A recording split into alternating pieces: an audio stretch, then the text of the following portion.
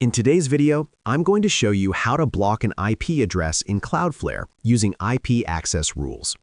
This method is useful if you want to stop spam, suspicious traffic, or unwanted visitors from accessing your website. First, log into your Cloudflare dashboard and select the account and domain you want to manage. Once your domain is selected, go to the Security section. From there, click on WAF and then open Tools.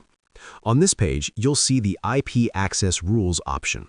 This is where you can block or allow traffic based on IP addresses, IP ranges, countries, or even autonomous system numbers.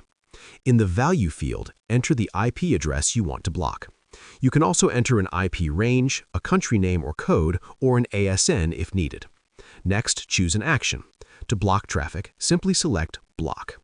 After that, choose the zone. You can apply the rule only to the current website or across all websites in your Cloudflare account.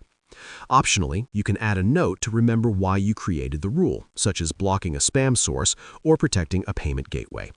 Once everything is set, click Add or Create, and the rule will take effect immediately.